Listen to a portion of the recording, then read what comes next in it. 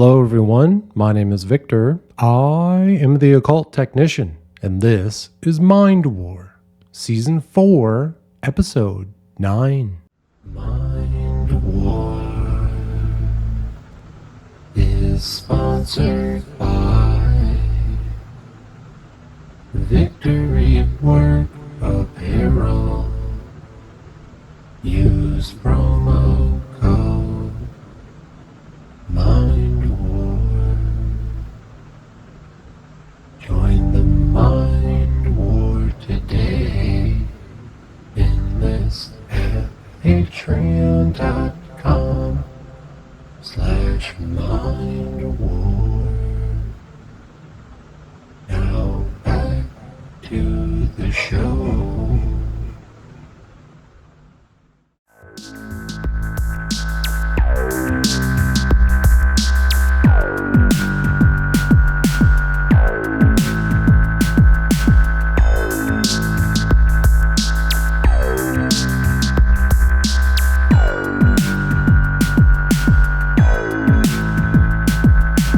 Welcome back to Mind War, folks. I appreciate you being here. We have a lot to cover today, so let's get started. Folks, we're going to jump right back into the book Far Journeys by Dr. Robert Monroe. So we have finished all of the chapters in this book. The last few chapters, again, we talked about archons and loosh and what it means for a spirit to find a human body for the first time and possible explanations of reincarnation and how to escape this prison planet. All very strange, very interesting stories. Again, none of this is dogma. Dr. Monroe is not a saint. We're not here trying to preach those type of belief systems, but we are here trying to understand who Dr. Monroe is, why he created the Gateway Experience, and really to have our own experiences. That's the most important part. So while we went through these chapters, again, very esoteric, very strange stories, he used a lot of weird language. I did my best to decipher what he was talking about. And so now in the epilogue of the book, this is towards the end of the book, we're almost done here. I think Dr. Monroe tries to do the same thing. He tries to break down what he was talking about in these stories, apply them a little bit more to reality, to the Gateway Experience tapes themselves. I thought this was a very interesting part of the book. It's called Endgame, and let's get started. It says here, while the calm that settled over me, I began to sort out and run the various lessons that were tossed to me, which I had simply tucked away for future reference. Okay, so again, he's being taught by his spirit guide, and the lessons that he's learned are represented basically by glowing orbs that he calls rotes. Okay, so he's talking about his spirit guide tossing him all of these glowing orbs. Each of them are their own lesson, and he stored them away. He says, I did this not only to check what I may have missed, but to lay the pattern down tightly on the premise that someone, somewhere, as an individual or group, might seriously investigate the material under the guise of philosophical, pathological, educational, or some other study. As before, if the following helps just one individual achieve a profound understanding of who and what he is, the purpose has been served. Folks, Dr. Monroe is saying basically the same thing that I've tried to say throughout the Gateway Experience program, throughout the Mind War podcast, is that I have experienced some very amazing things. They're hard to describe. They feel supernatural, and I am trying to share them with you, and that's what he's doing here. Now, I like how he talks about an individual or group may learn these things and investigate them more seriously, right? So we as individuals are doing the tapes, and then again, with your First Earth Battalion, you and your group of like-minded individuals are studying this. Under the guise of philosophical, pathological, educational, I think we're doing all of those at some way, but also understand the spiritual aspects of it, right? So let's go. He's going to start talking about some definitions, right? Now he talks about cruising the rings. So basically, as a spirit when you are going down to the earth, right? Basically, he's saying that there are multiple rings or layers, okay? Kind of like the atmosphere. If you've ever seen videos of out in the Midwest where you have long, flat rows of corn and things like that, you can see our atmosphere because there'll be these huge white pillowy clouds, and it looks like they're just laying on something because the bottom of the clouds would be perfectly flat. It's the different layers of our atmosphere, right? And so you can kind of think about it like that. And now he's going to describe what each of these different spiritual layers around the earth are. Okay, so the first inner layer or ring was clear and more distant from my non-physical perspective, and all seemed to be completely focused on the activities in the human physical condition. Any attempts to communicate or divert their attention were met with total unawareness at least, and at the most bewilderment, fear, or outright hostility. All were attempting to participate in physical life in one way or another with no success whatsoever. All seemed to have one common characteristics.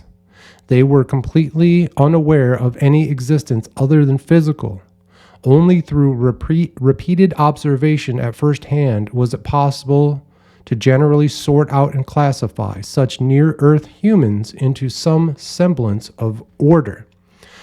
So he's saying this kind of lowest layer to the earth, the spirits that he would come in contact with, these are the different categories of spirits. And this is what he says. Number one is the dreamers. This group has a distinctive vibration or radiation that indicates they are attached to a physical body somewhere in the current Earth time-space. This infers, but does not verify, that they may be in an out-of-body state during sleep. So he says, again, that first layer, when you're having your out-of-body experience and you're traveling around, you're exploring, you may run into people who are also having an out-of-body experience that are still attached to their physical bodies, right? Next, he says the locked-ins. Okay. These are very similar to the previous category and might be confused might be confused with them initially, but for several key differences. This group is composed solely of those who have permanently exited their current physical body, dead physically, but don't know it yet. Consequently, they are trying constantly to continue a physical existence to which they have become habituated. So the next group is people that have maybe recently died and still don't understand it yet, or were, he says habituated to the physical existence. It may be addiction as we know it today. Or again, this idea of people who are connected to a certain place because they loved the home that they lived in and the things that they've done. That's when we talk about buildings being haunted, right? Or maybe people that are close and connected to family members, right? So those are the locked ins.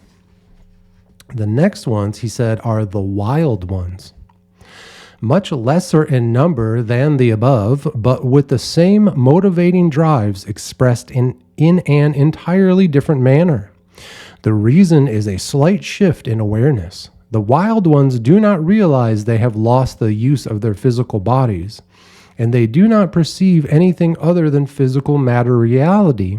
However, they are very much aware that they are somehow different. So these are folks who have recently passed away. They still believe that they are connected to their physical body, but now in this new state of being in their spirit body, they're starting to explore and realize, something's different here, and that they have different abilities in this state of being. But again, they still believe that they're alive. It says here, the source of such preoccupation is in every case seems to be extreme distortions of the original survival imprint. Evidently, there are methods by which rescues are achieved individually or on a relatively large scale. and the process is ongoing. I personally have been involved in only one or two that I can remember, and I am not particularly proud of my efforts. So what Dr. Monroe is talking about there is, as a living human being, he made attempts to possibly rescue people who may have, passed away, and their spirits are caught in this cycle of reincarnation where they find themselves, they've passed away, but they still don't understand what's happening, and they're just, haunting a place or whatever it may be. And I thought, again, this was sort of interesting. Again, from recent past episodes where I talked about a friend of mine who passed away from the use of drugs. And we'll see in future seasons what happens there if somehow we are maybe reunited in our efforts and in our work here. It says here, the next ring outwardly is fairly straightforward. It is composed of those who do realize they are no longer in physical human life, but have no awareness or memory of any other possibility. Often they are stunned by the loss and do no more than remain in a motionless, non-perceiving, passive state, as if waiting for something to take place.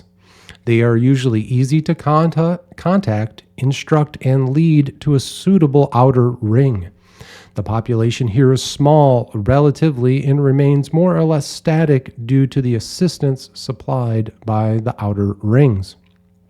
So again, people who have passed on, they realize that they have, but they are kind of stunned by what happened, and they're just motionless, non-perceiving, passive state. They're just kind of standing there. That's kind of scary, right? Moving outward, the next ring is the largest of all and contains an apparently limitless number of sub-rings. However, they all come under a strong general category. At least, all residents here know they have passed through physical death. There may be vagueness and differing beliefs as to what and where they are at this point, hence the often sharply delineated subrings. In this next ring, this next outer ring from the earth, as your spirit works its way away from the physical earth, right? He's talking about this next ring, and it has multiple sub-rings based on differing beliefs. These people know that they're dead, and the rings that they on are different. It has sub-rings based on belief systems. I believe this might be what people think of as heaven, right? You can have multiple rings. One might be based on the heaven of this religion or that religion or whatever, or whatever your own personal belief system might be. And, maybe it matches up closely with other people. It doesn't have a religious or philosophical name to it, but you still kind of fit in those same rings.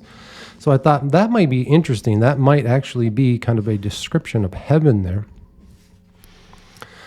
Let's see. It says, for some, the passage is relatively direct, with but a few inhuman physical existences to provide the impetus.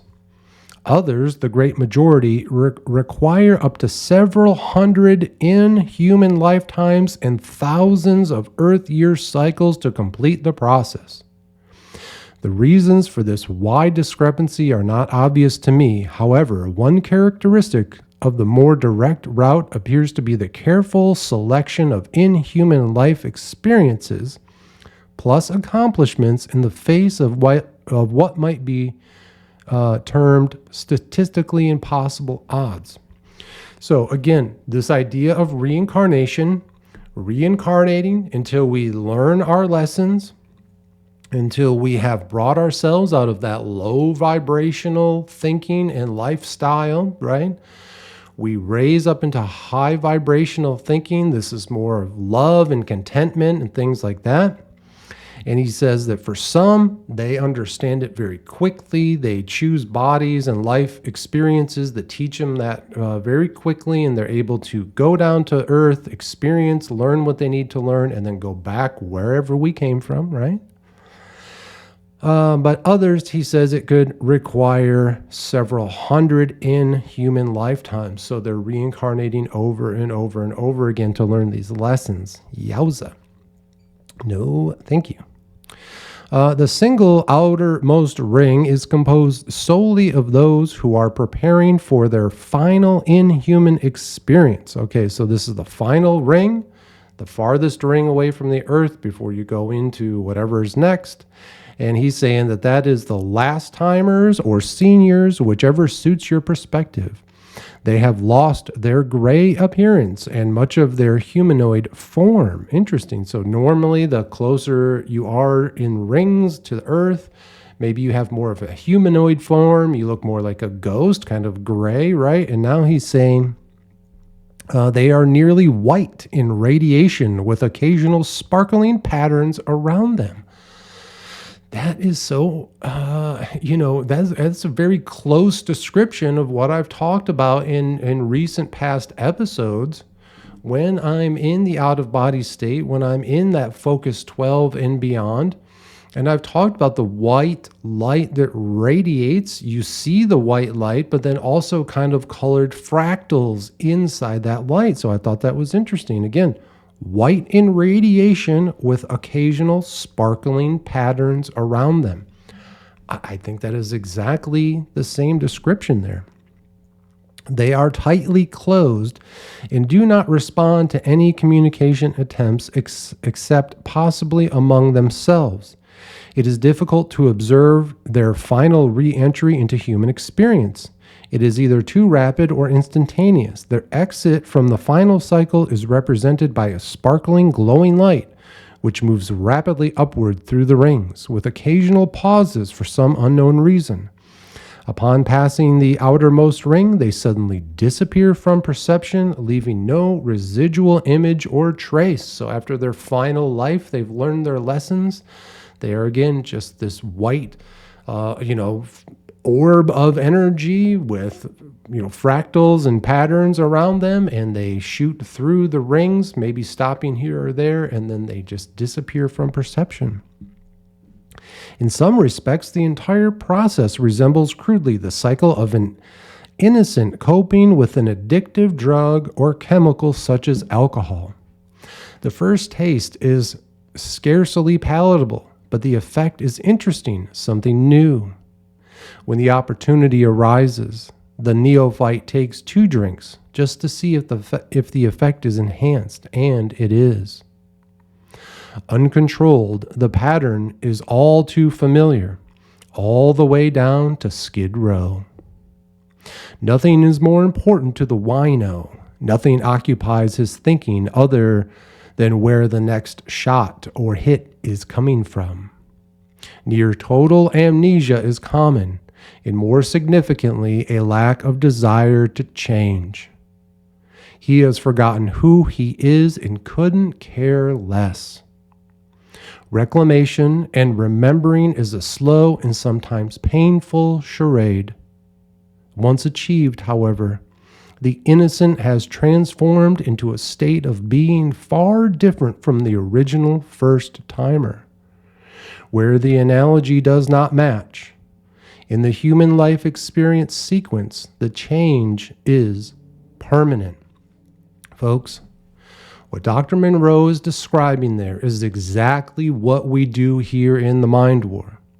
He is taking the story of reincarnation, especially because of addiction, where these low vibrational people, they get addicted to the drugs and alcohol, and their spirit constantly is reincarnating over and over and over again. That is an analogy for actual real life drug and alcohol addiction. That's exactly what he's talking about here.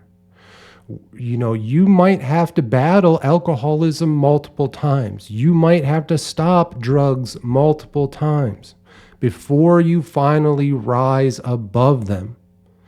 And you will. That's the beauty of it.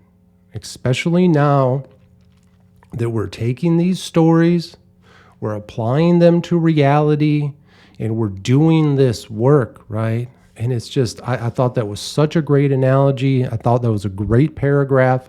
He really is taking all of this esoteric sci-fi story that he just talked about, and he laid it down into real world issues, okay? Let's see, he got a lot of charts here, a lot of interesting info. Next we have, again, the rote, that lesson, he calls it a compressed learning with the category of human. Okay, so he's going to talk about rotes here. He says, the conditions of entering physical life as a human are relatively strict. It is as if a detailed agreement is entered into. First, the energy form must agree that space-time truly does exist.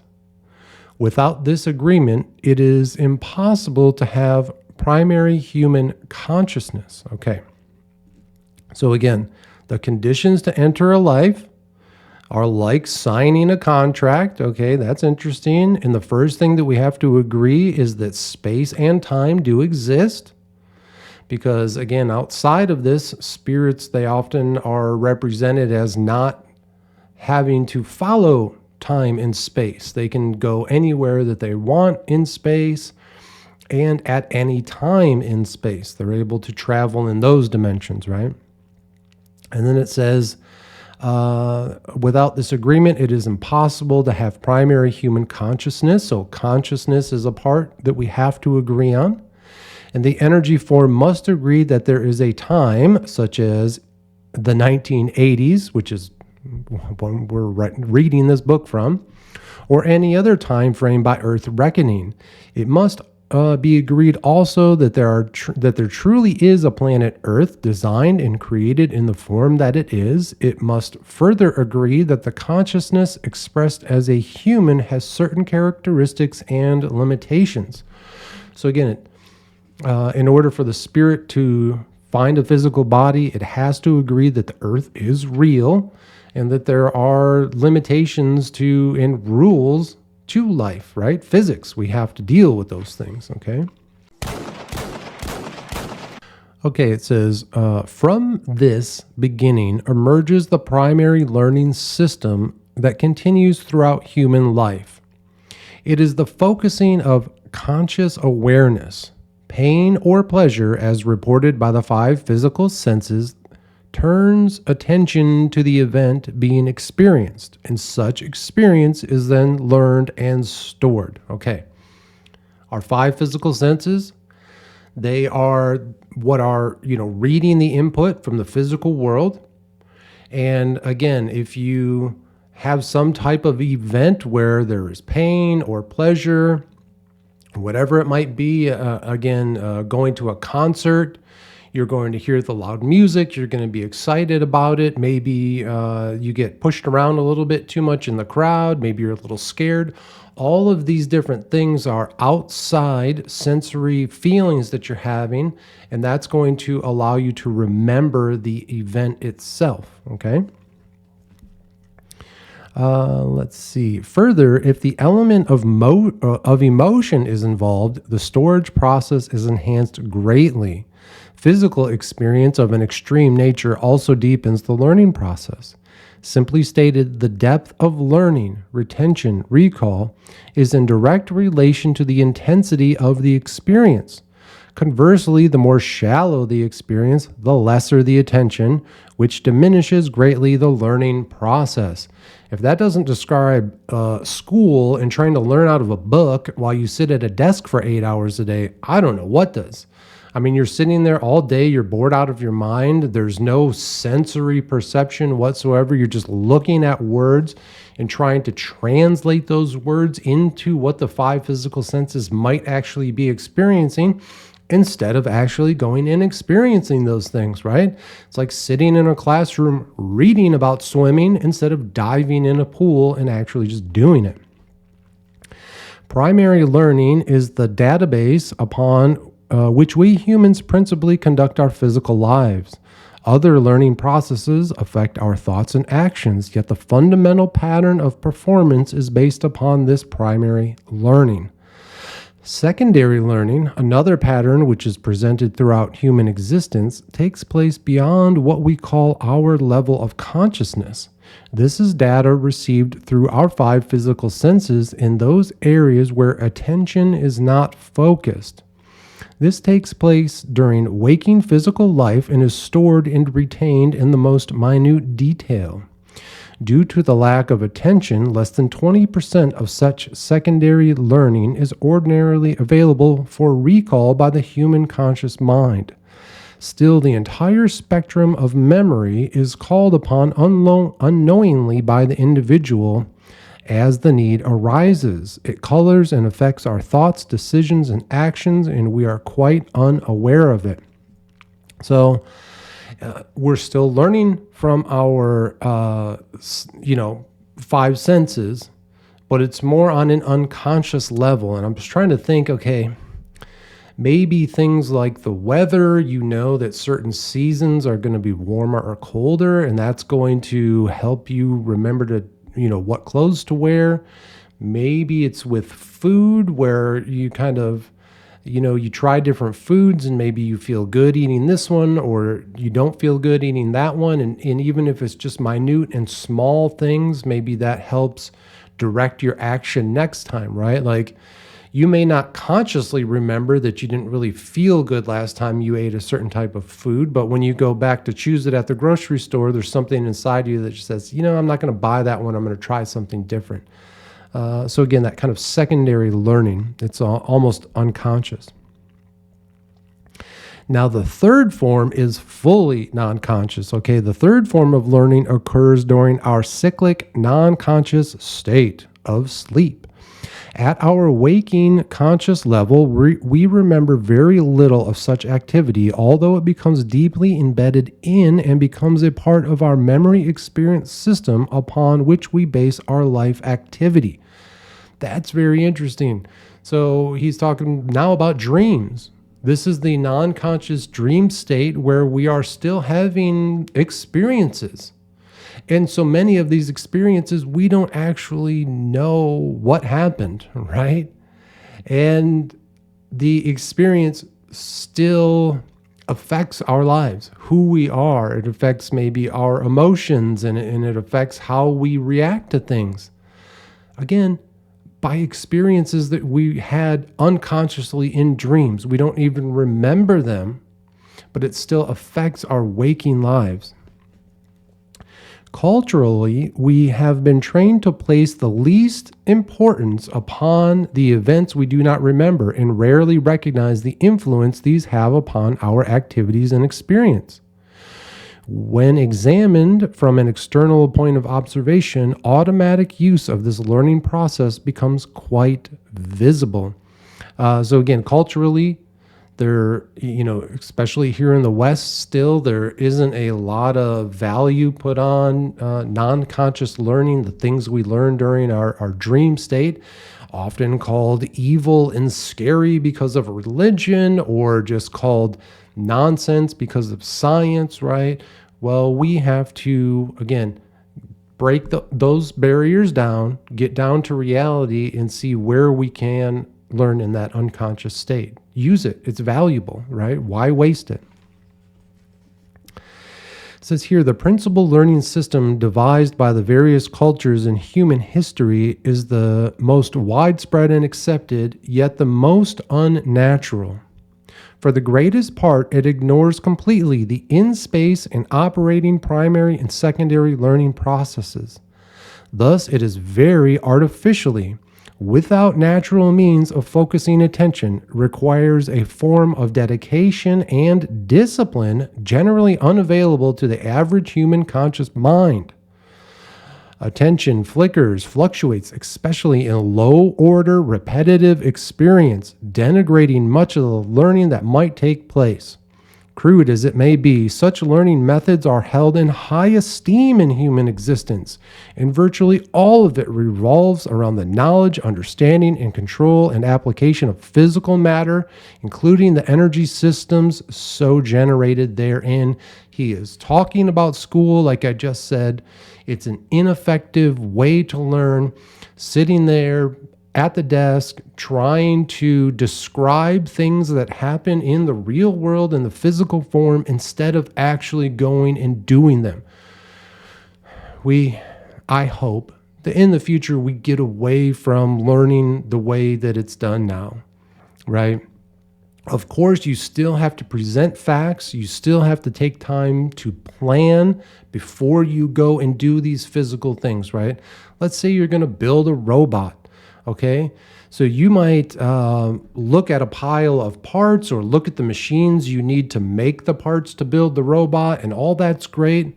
But if you don't sit down and learn the facts and understand how these things work, you might start working on it and nothing ever comes to fruition. You're not successful with it. Your robot doesn't come to life, right? But if all you're doing is sitting and reading about how to do it, and you never actually get your hands on the parts to build the robot, it's also never going to physically occur, and your robot will never come to life. There has to be a balance there, and I hope we can get there, right? So most vital, this dominant yet artificial and limited system of learning operates entirely through input from the 5 physical senses. Because this foundation, it has the effect of eliminating any last vestiges of origin identity remaining in the individual. This is at once the heart of the problem and the major challenge to the naive energy form.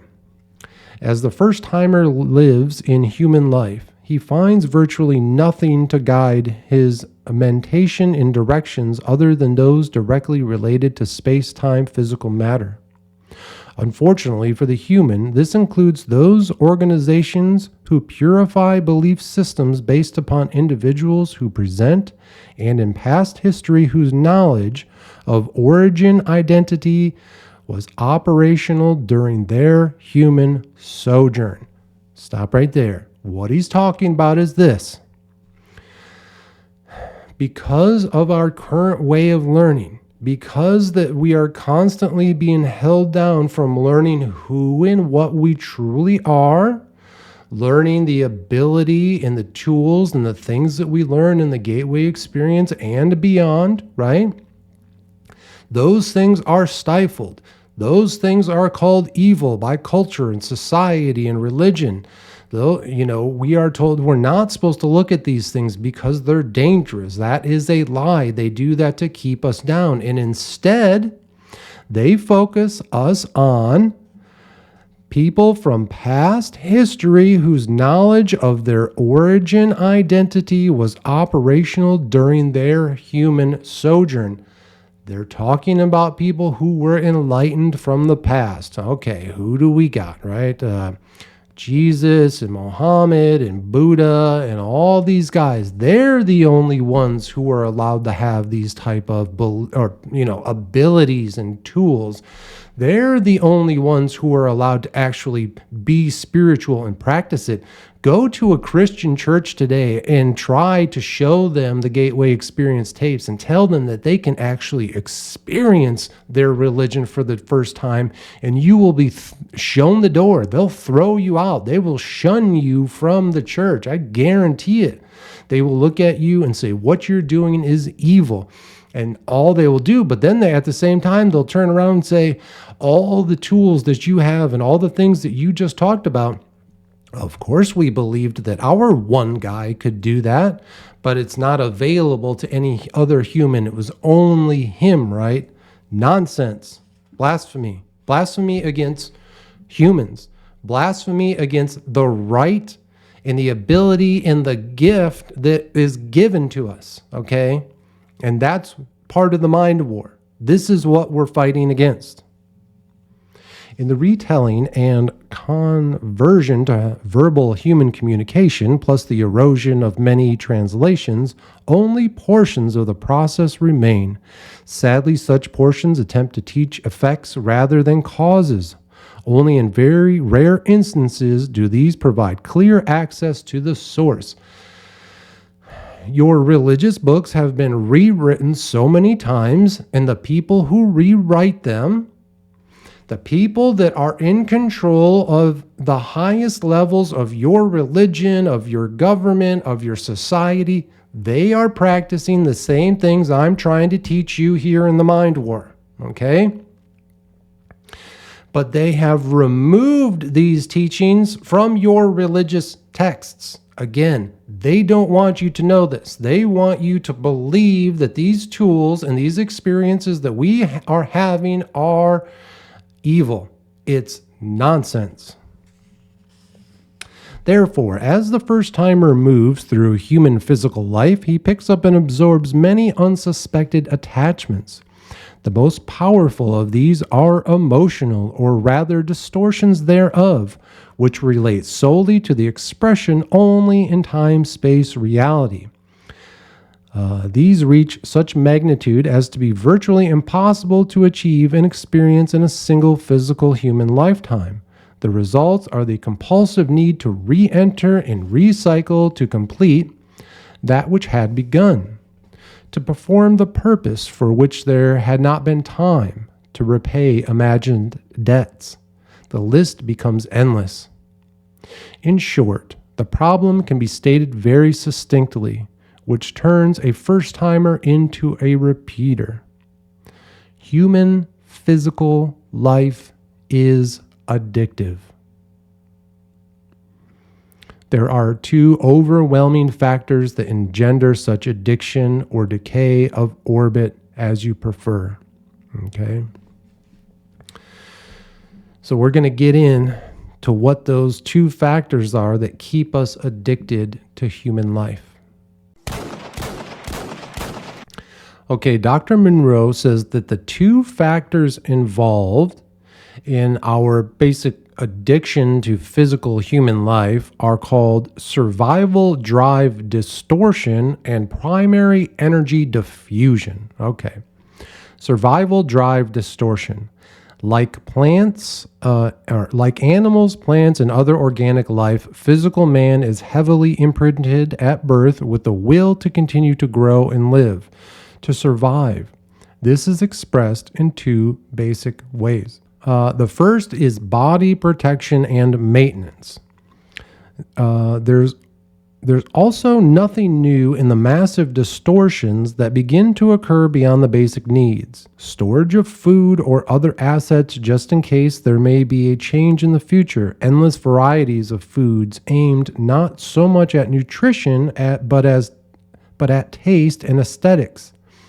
Special food preparation and services, entertainment foods in the form of alcohol, drugs, and tobacco, and back around the cycle to foods that are good for you to keep you healthy.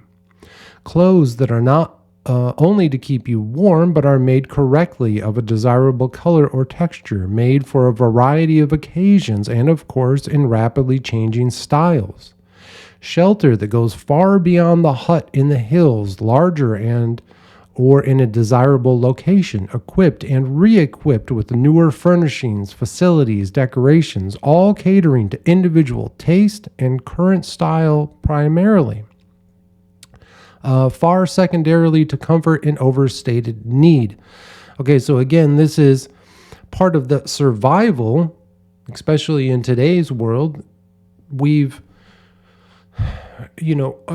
So many of us, we have shelter, we have food, whatever level it may be, but as you become more comfortable, as you have more finances and stuff, you may find yourself filling your survival need by constantly kind of redoing the things that you need for survival. You buy a new home, or you remodel your home, or redecorate it, or you're constantly changing diet and stuff like that. It is kind of this survival drive, but without the actual dangers of true survival. Some of these have been brought to the point where it is actually difficult to die. Interesting. Extensive and expensive life support systems in institutions are an example. Keep the body alive, never mind the details.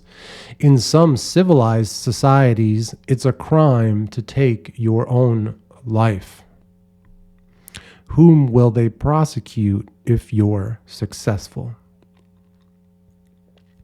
All such extras and add-ons are stimulated and rationalized by countless inducements, few of which can stand up under intense scrutiny or validity. This is compounded by competition both to acquire and to dispense, which brings into full play the natural physical law of supply and demand. So one thing that you can do in your life that I've found comforting in my life is that once I, found a home that I liked, and now that I'm here in the Mind War Estates, my life is comfortable, I'm happy, I'm safe, I feel successful in what I'm doing. I'm content with that. Try to find some content in your life, okay? It doesn't mean that you're not going to keep striving. It doesn't mean that things aren't going to keep getting better for you and that you're going to continue to succeed and grow and progress. But find contentment in the things that you have now. And it's amazing that it's kind of that scarcity mindset. We've talked about that a little bit before, I think. I know I've heard a lot about it in other media. This idea that if you're constantly feeling like you don't have enough, you'll never have enough, right? But once you kind of recognize, oh, I do have everything that I need, right? Maybe not it's not keeping up with the current fashion style or whatever might be the next thing that is attracting society and culture. If you can kind of step out of that constant cycle, again, almost like another reincarnation cycle.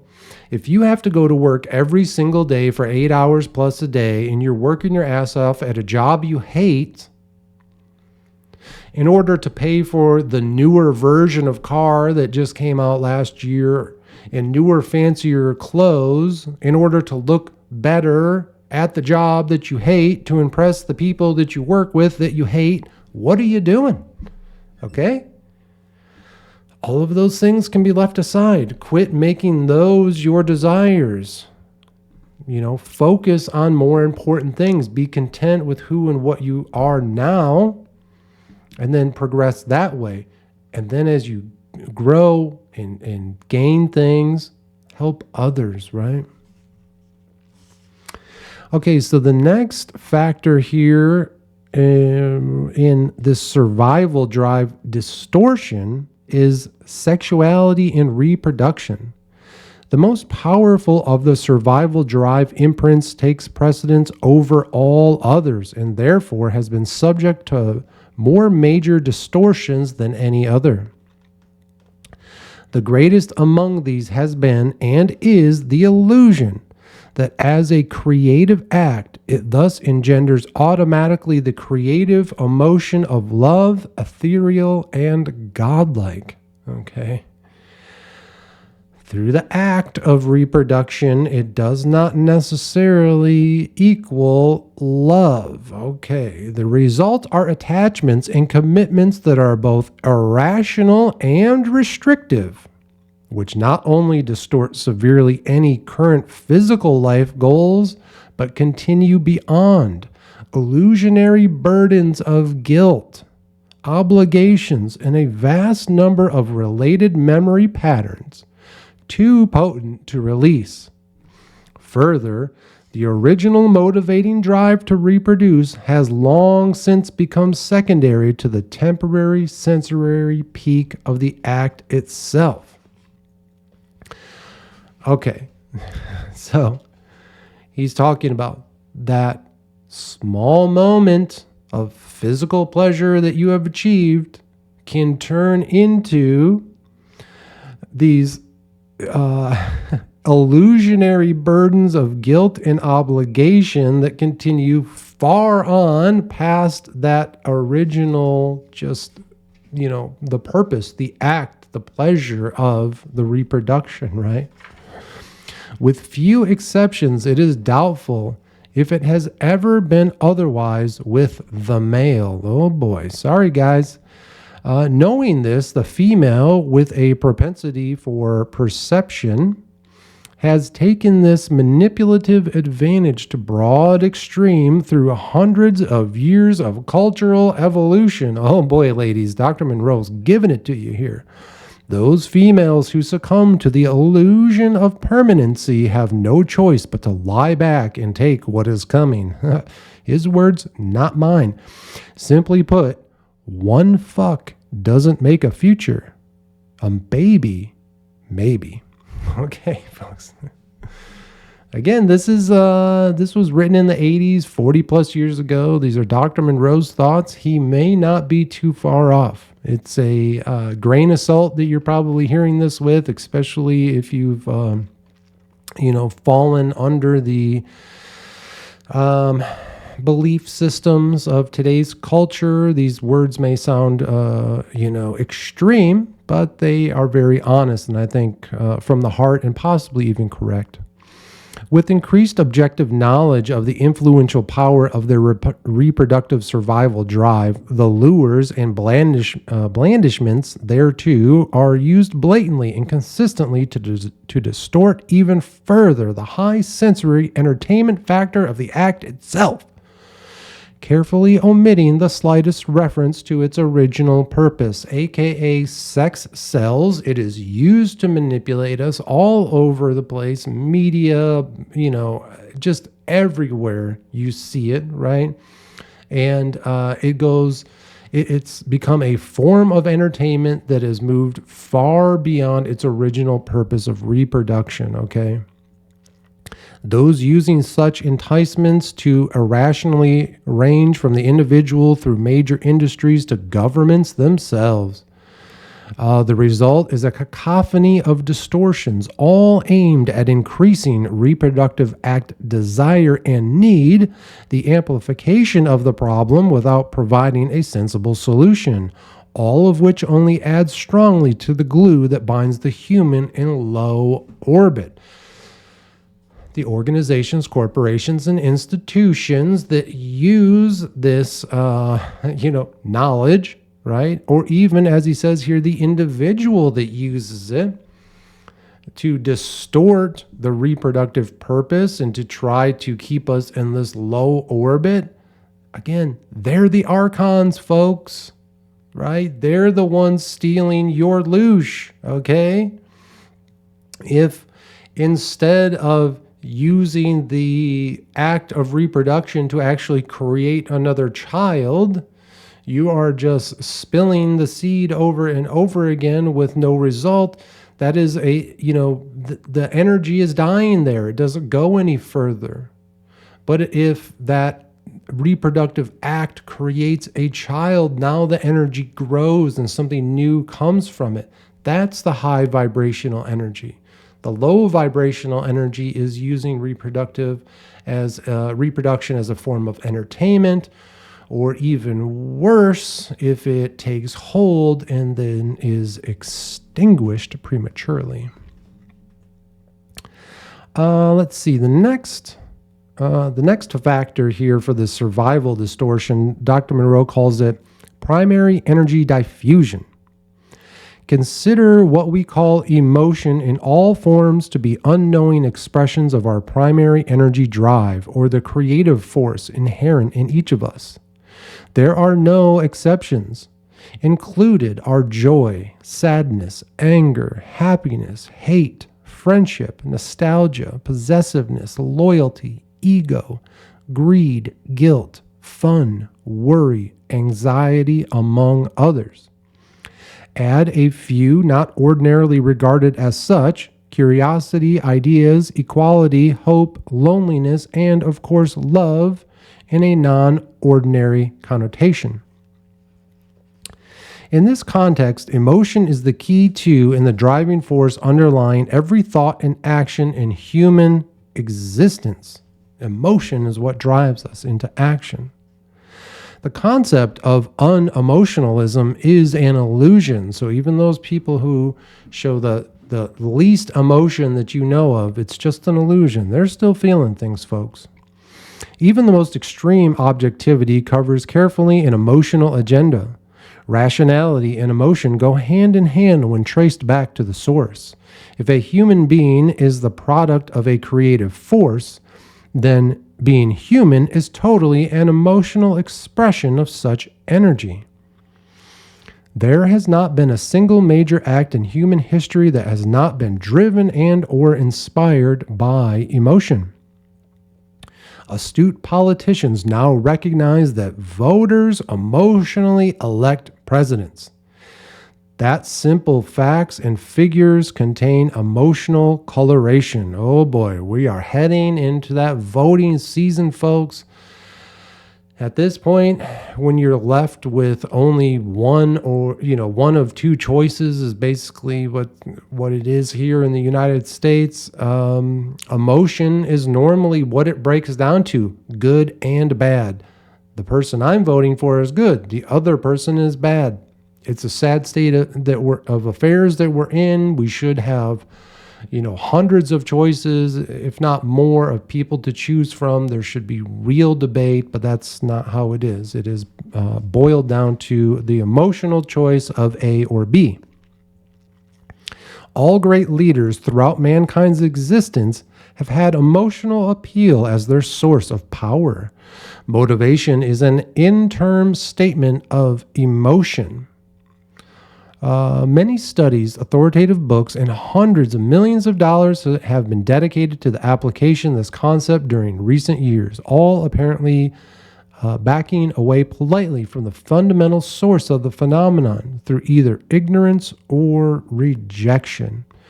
So we, as mind warriors, citizen samurais, guerrilla gurus, and warrior monks, we are able to break through that first layer of any subject, which is emotion.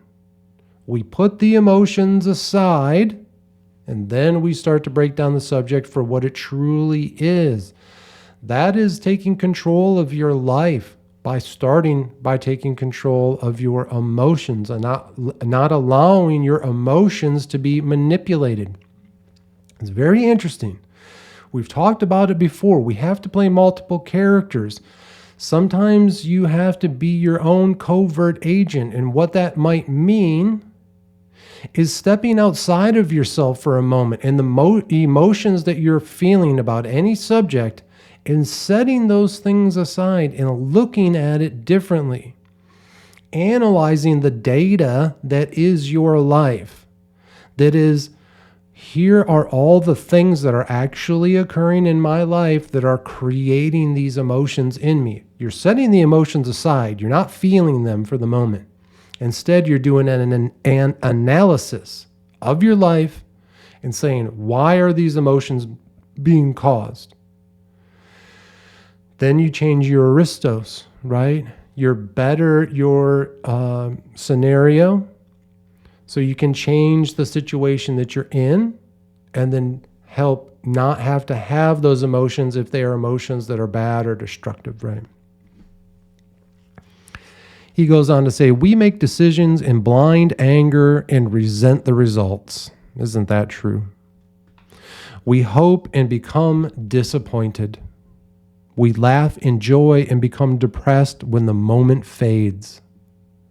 We hate when a person, place, or thing does not fit or meet our concept of what it ought to be. We think we love and break our hearts when we discover it just isn't so. We were mistaken. The list is endless, and we keep trying because we can't help ourselves and we don't know any better. We ride the waves of our emotions through the peaks and valleys until some of us become cynics, neatly neglecting the obvious, that cynicism in itself is an emotion. The mess gets messier when we do perceive the effective and achieving left brain decisions are made ultimately by some emotional factor, hidden and disguised as it may be. This propounds the old can't live with it, can't live without it syndrome. Free will is no longer free and hasn't much will, buried under a swarm of emotional encumbrances. Your free will be placed into a cage if you allow yourself to be driven by emotion. Okay. You also cannot think that your life, that you can control yourself without any emotion. Emotion is ultimately what is controlling all of us. Those chemicals in our brain that create that emotion based on the sensory input we're getting from our five senses. This is all chemicals, folks. But we have to take those chemicals and break them into emotions and knowledge and things like that, right? And one of the things that we do if we feel that we've gone too far with detaching ourselves from our emotions and we become these robot-like humans and we don't understand what drives us anymore, we find that in the Gateway Experience program. By listening to the tapes, we find the source of those emotions. Okay, this next section is called Preparation, Launch, and Liftoff. The first definition here is detoxification, load reduction, and purging. The design calls for a continuation and expansion of physical life activity in all forms, physical, mental, and emotional. There is no inference that a lessening or retreat must occur, as this will extend the process rather than shorten it. The change lies in the perception, control, and redirection of the energy forms that are you, just as coherent light produces far more effective results as a laser. Start with these fundamentals as a baseline. So basically, whatever issue it is that you're dealing with, you can't just run from it. You can't just forget about it. Sometimes we have to stop and deal with it. Be laser-like focused on it until we understand what it is. And some of the fundamentals of dealing with these things are reality is that which is perceived. Okay. If you spend all day watching negative news and are constantly allowing yourself to be manipulated by the fear of the media, then you're going to live in fear. You're going to have a perception of fear and hate and anger, right? The next one here says, energy does not exist until it is expressed. Okay, so all of the things that you see around me, the art that I made, the podcast that I'm making right now, all the work that I've done with the Gateway program and spirituality and things like that, this was all energy. It was all inside of me, but I had to put in the work to make it real. So none of this existed until I expressed it through the use of my actual energy. Energy focused is exponential. So just like we talked about, you have to focus that energy to become something, right? And then it will play upon itself. It will grow exponentially when you actually start to put in the work, right? I could have, stopped the energy by, Mind Wars Season 1, Episode 1. I could have said, well, I made one episode and that was it. Well, no, now it's exponential. Now I'm making, episode after episode, season after season. Consciousness is focused energy. Our consciousness.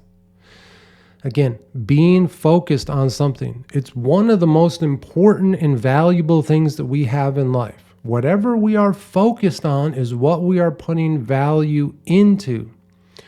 Coming down here and doing the podcast, this is my consciousness. I am focusing this energy into it because I value the podcast, what we're doing here and what we're learning. I could take my conscious and put it into scrolling my phone all day, which I do have a lot of trouble with, and I'm trying every day to limit that, or watching a movie or playing a video game, whatever it might be. That is where our energy is going to go into. And again, that's going to stop it from growing exponentially if we're just, allowing, again, someone else to kind of steal that focus, right? Next is establish the grazing principle. So the grazing principle, again, is this idea of you're content. There is abundance out there. You're just going to keep eating the grass in front of you. And then once you start to see, the grass is I've eaten all the grass here. I'm just going to move. I'm going to graze over here because there's more grass. There's always more grass to eat, right? It's a feeling of contentment, not it's not this idea that, oh, I've eaten all the grass in the area where I'm standing right now. Now I'm just going to stand here and not move until that grass grows back and I can eat it again, or I just fall over and die. No, you still have to put in work by grazing. You still have to continually work every day, but you do it with that feeling of abundance and contentment without feeling that, that scarcity, right? Okay, here he says, live a 24-hour day. And what he says with this, become aware of what you do and think at all times, in all activities, and examine the emotional factors that appear to be the strongest, that attract your attention. Include your sleep periods with their non-verbal communication dream content.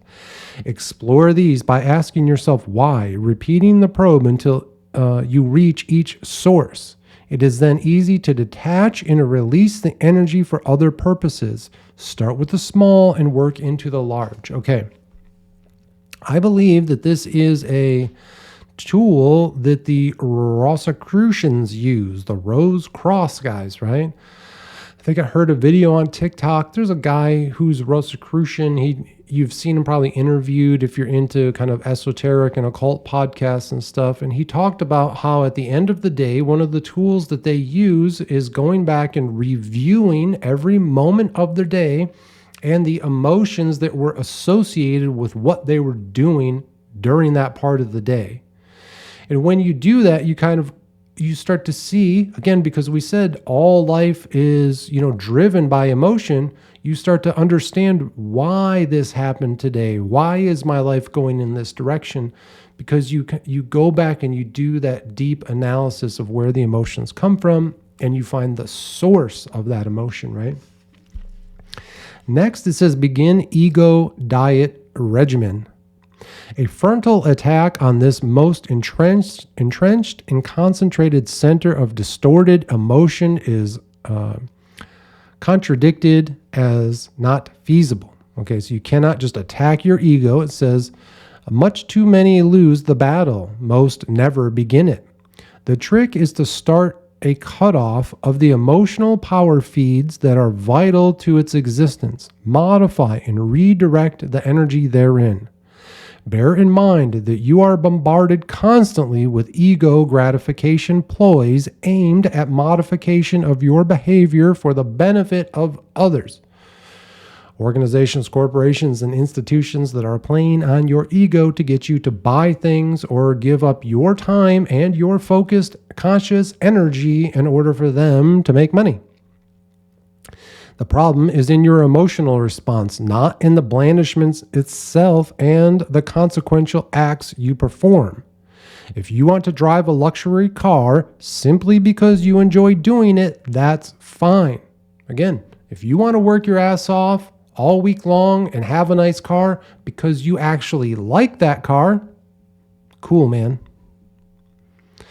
If it makes you feel more important, or you like to be seen driving it, if you have to put my in front of the identification, you've found an ego power feed.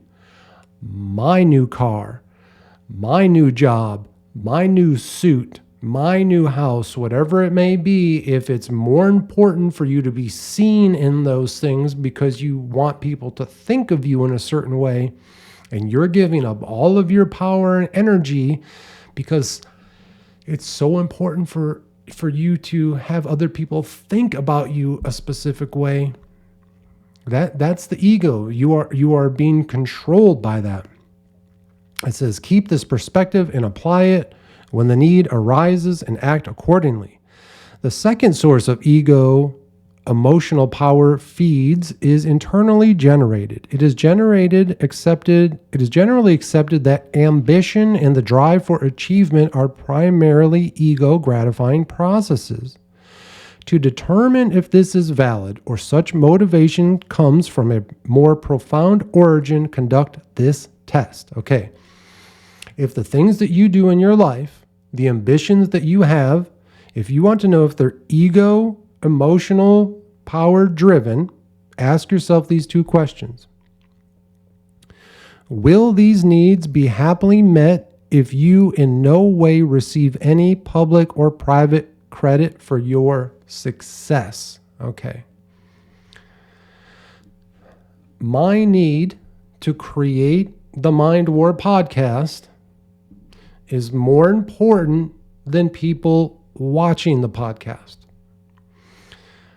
First, let me say thank you all for being here. I love every one of my viewers. I so appreciate all of you watching this content. It's so amazing seeing the numbers every week, no matter how small they may be. That's okay. We know that we are in an elite club of Gateway Explorers. We know that. And I appreciate you being here. But for me, the most important thing, it isn't those numbers. I don't care if it's in the thousands, hundreds of thousands, millions. That's not the goal. The goal isn't here to come here to make money and stuff like that. The goal is for me to share this information. It's welling up inside of me every few weeks when I come down here to make these podcasts, the things I've learned during my gateway journeys and stuff like that. All of this needs to get out. That's why I'm doing it. Eventually, it will find its crowd, whether it's you who are watching along live as the podcast is going out every week, or in the future, other groups of people who might be watching this. No matter what, it will be seen by the people who need to see it, and that is important to me, right? Are they absolutely essential to your physical survival? Is making the Mind War podcast, essential to my physical survival? Probably not. The Mind War podcast isn't producing money that allows me to buy food and shelter and those type of things. But without it, without this purpose, without this drive and the schedule and the reason to come down here and to do all the work that's involved with the podcast and spirituality, again, I would probably just be living an unfocused life. More scrolling, video game playing, all of those things are fine, again, when you can have a middle ground with them. But, getting into drugs, alcohol, who knows where my life would go if it wasn't for this purpose, right? So maybe not directly related to my survival, but parallel to it, I would like to say. Next is the divest in the survival sex ties. Okay, this one's interesting. No male or female owes the other an obligation to copulate. Sexual attraction and attractiveness are elements of a survival drive which is purely physical and no more. Yet these are enough to alter drastically individual life patterns. Okay, so no one owes it to anyone else to copulate. I thought that was interesting. It's really just about physical attraction. And again, it can drastically alter your life pattern. He then goes on to say, sexuality is not love. Be very careful with that, folks. Sexuality is not love. If this does indeed take place, keep the love and release the sexuality. Okay? Release value judgments. All right? So, again, the organizations, corporations, and institutions in our lives that have kind of forced these values upon us from ancient religions or thought processes, belief systems, whatever they are, release those things. We've talked about it before. I've tried to warn you, when you go into the Gateway Experience program and you start listening to the tapes, you are going to have fundamental changes to your belief systems.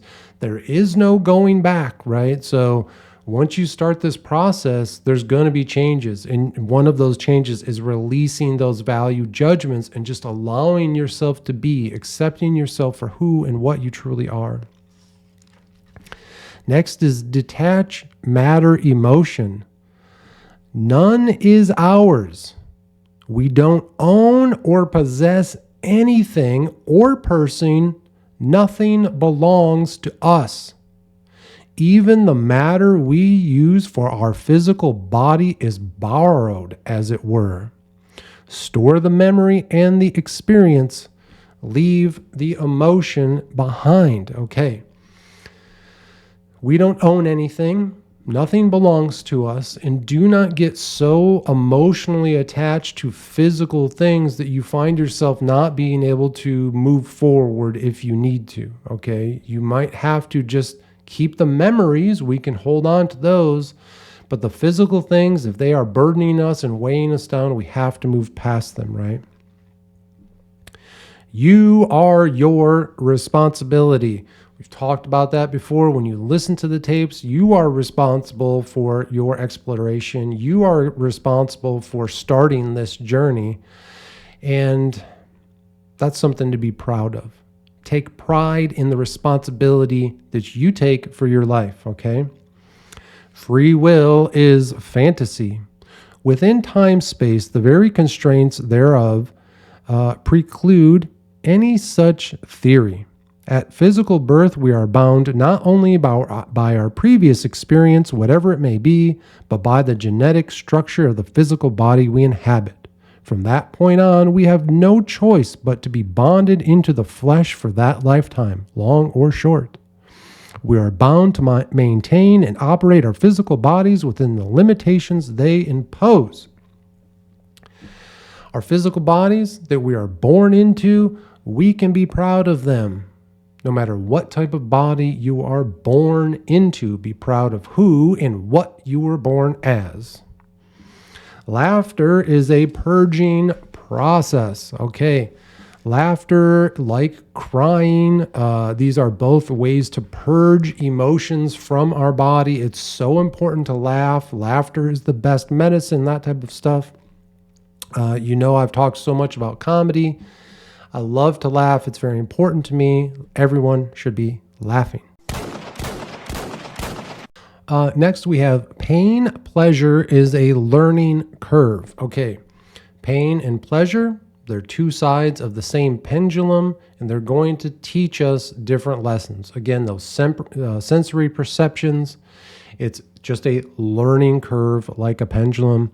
Maximize your sleep periods. We all know how important is sleep. Sleep is, that is when we regenerate our physical bodies, right?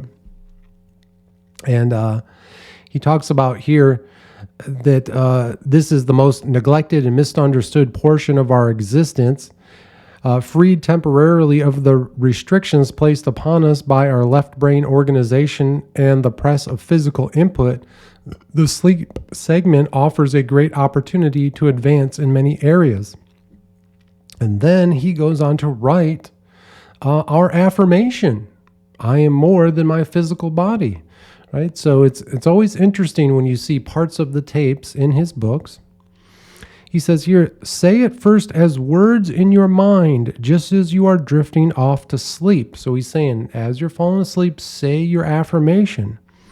Then he says, and this is important for the next few tapes that we're going to listen to, he says, convert as early as possible to non-verbal communication, stating the affirmation in mental action rather than words. So instead of saying in your mind, I am more than my physical body, see your spirit body being created, right? After you are well established with the technique, add specific needs such as information, healthcare, problem solving, communication, or any of the procedures listed previously using nonverbal communication. Okay, the healthcare, again, our living body map where we heal ourselves with our energy toolbar, aka our magic wand, right? This is what he's talking about. We are Not just saying that we are going to become healthier, we are healing ourselves visually when we're having our out-of-body experiences.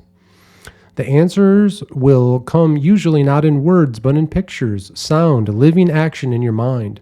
There is no limit to the ways you can use this method provided you do not imping upon the will of others. If you need help, ask for it by nonverbal communication.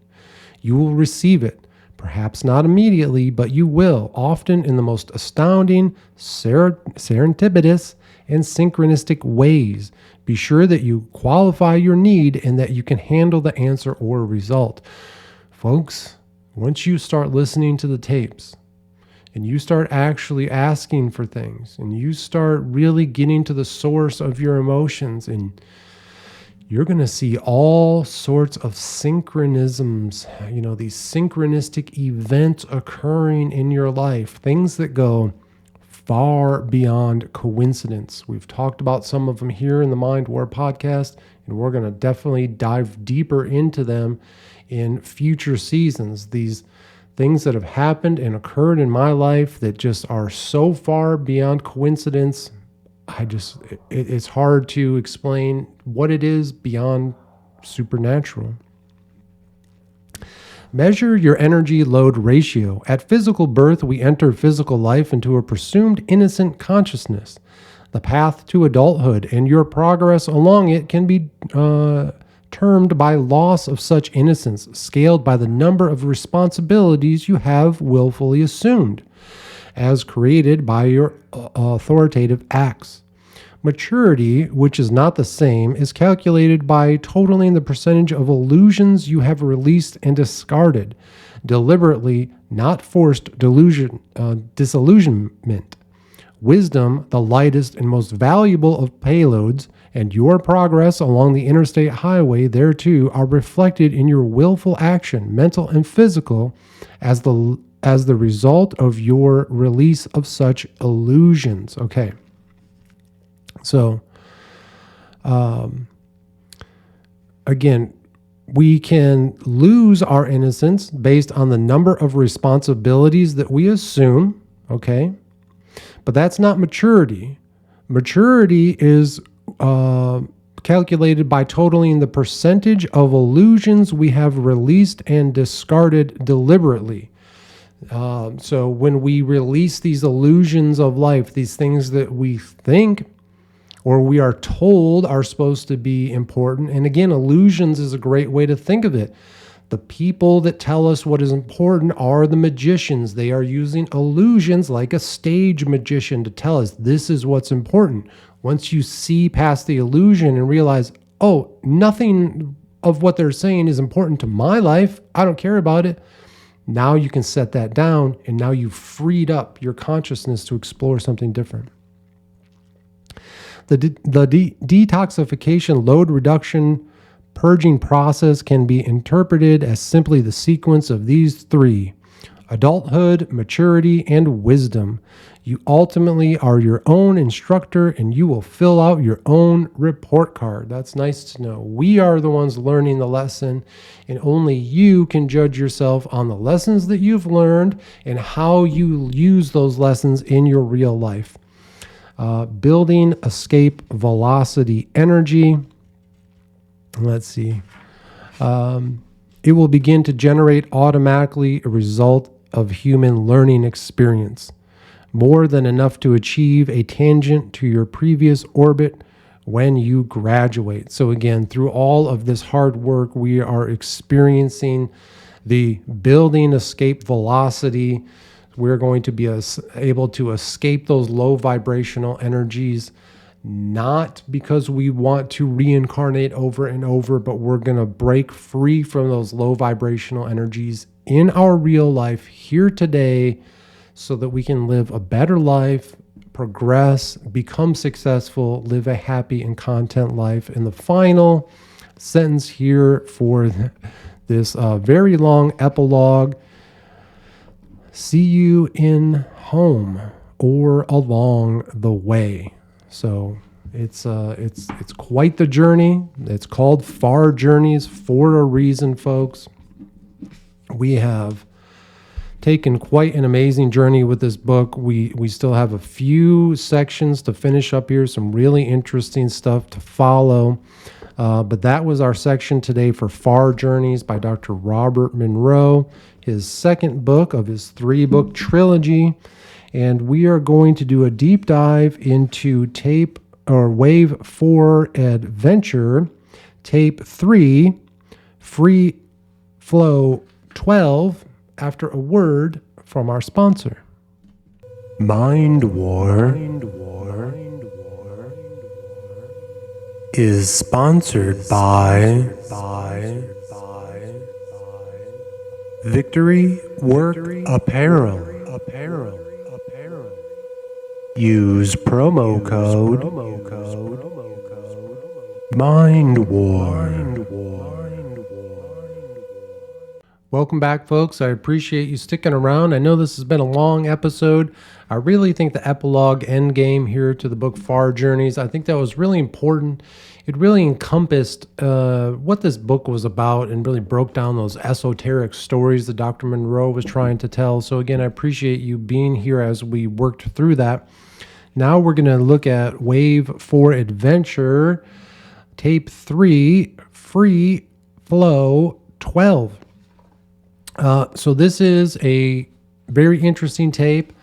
We can kind of categorize the tapes thus far into 3 categories. We have instructional tapes, right? Like tape 1, where you're being introduced to the gateway process. We have tapes where we are, learning how to create our resonant energy balloon, our energy toolbar. The tapes where Dr. Monroe teaches us how to move in 3 dimensions in our out-of-body state, right? These are kind of instructional tapes. They're a lot of fun.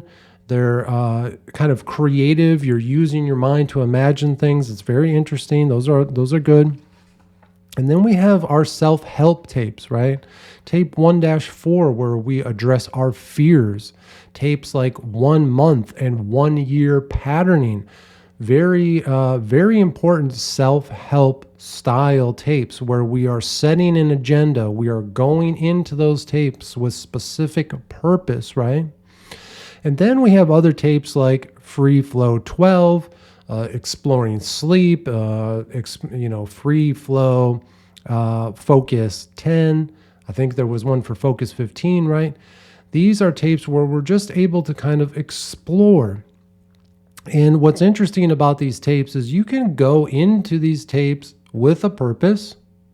If you want to visualize or imagine something specifically, maybe it's a project that you're working on and you just can't quite find the answer and you need to think about it in a different mental state, then you would go into a tape like this, 4-3, where we are, you're having a free flow of thought, but you're going to be focusing on something, right? Or you can go into this tape and just have no purpose, and you're kind of just allowing things to happen, right?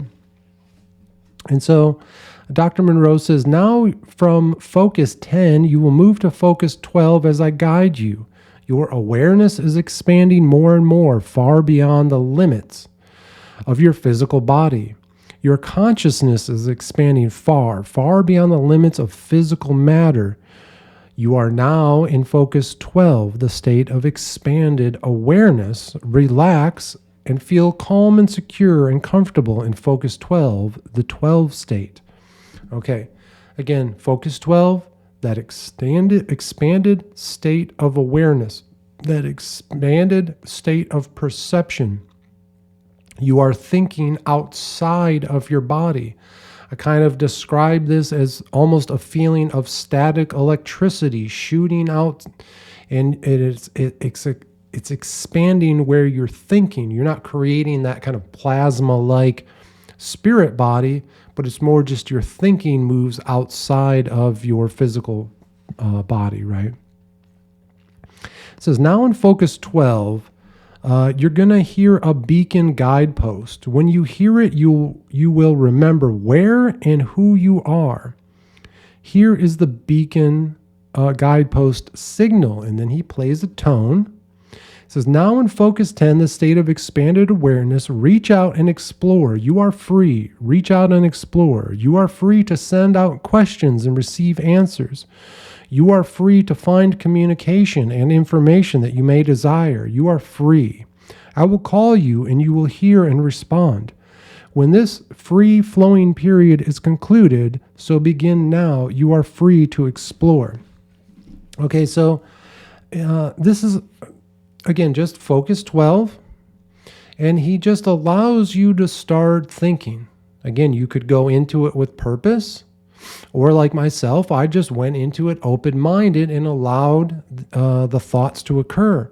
And what happens is you have a dream. You move into the dreamlike state, into locale 2. You start having a dream. And what's interesting is most times with a dream, you're unconscious to it, so you don't remember it. And you may only remember just little bits and pieces of it, if you remember anything, or maybe just the last moments of the dream, right? But with this, what happens is through the 10 or 15 minutes that he allows you to just, be in free flow focus 12, every once in a while he plays this tone. And when the tone occurs, you get a snapshot of your dream. It's very interesting. It's just like taking a snapshot on your phone or clipping a piece of a movie or something like that. You really, truly remember it because it really imprints in your mind that very moment of the dream. It becomes very crystal clear in your mind and in your memory. So again, you could go into this, and if you are dealing with some difficulties in your life and you go into this and you find that those difficulties and issues that you tried to put in your energy conversion box, maybe the lid wasn't closed tight enough, and they start to appear in your mind. And so now you're seeing these things that come from your physical life that disturb you, people, events, whatever it may be. This is, again, that time that we talked about getting to the source of where that emotion is. Asking for answers about what could happen and how you can change these things, how you can control the emotions associated with the event. You can use this tape to really find answers and help you deal with some of these issues. And it's more of a free flow style, right? You're going to be doing it on your own. Or again, you could just go into it casually like I did. So one of the things that Dr. Monroe talked about in past episodes is that during listening to one of the tapes, he was trying to get into the out-of-body experience, and he was kind of distracted by the reproductive drive. And he said, I understand what this feeling is. I accept it for what it is, but right now it's blocking me from moving forward with the purpose of my out-of-body experience, okay? Now, like I've said before, you can do that. You can set aside that drive, that physical need, if that, whatever it may be, to overcome it and move forward. Now, without getting into too many details, when I listened to this tape last night, the reproductive drive kind of led me into this tape. It is basically the dream that I was having, and I just went with it casually. I accepted it for what it was. I enjoyed it for what it was, and I didn't try to fight it. So again, this is a very casual tape. It can be. Just enjoy the dreams for what they are. Take from them what you will. Each time that there's a tone played, I think he plays it, looks like about 5 or 6 times here total. You're going to remember different kind of clips and just these 4K, very crystal clear images of what you were dreaming about at the time and just what you were doing in these dreams. Accept those for what they are. Be glad for them. And again, this is the type of tape that you can listen to over and over and over again. It's not like tapes where you're addressing your fear. You're not going to do that very often, right? Once we do it that first time, we can set that tape down and say, okay, we've kind of completed it. We may need to address it in the future, but we've completed it. We're successful in that tape. You're not going to listen to tape 4-1, 1 year patterning, over and over again. You're not going to listen to that tape every week. That doesn't make sense. You're going to listen to it once a year, right? But these type of tapes, these are the ones where, again, that free flow, you can listen to these over and over again. You can listen to them casually and accept the images and the dreams state that you're in. Just accept it for what they are and try to enjoy it for what it is. And really, that's it. This tape, the sounds are kind of very normal. From what I remember, it was just a lot of the ocean waves. Once you get into Focus 12, it stays pretty consistent. Except, again, you hear that tone every once in a while. And really, I think there is maybe a high-pitched noise behind the waves and everything that kind of move you upward. So it does feel like your consciousness is or your perception is continuing to expand, and then every time that tone hits, it's higher and higher, right? It does feel good, but it's nowhere near as intense as kind of the moving in the 3 dimensions, the falling backwards, those type of things that we've heard about in the last few tapes. So it's nothing like that. It is definitely more that locale to that dream-like state. He says, now you will move back to the normal Focus 12 more and more. You are moving back to normal Focus 12. As you do, give thanks for any information or communication you have received. It's always important to give thanks, right? Wherever the information's coming from, again, deep inside of us, we send the questions and our perception outward into the universe, but the answers come from within. We are not only thanking whatever might be out there, but we're thanking what is in here.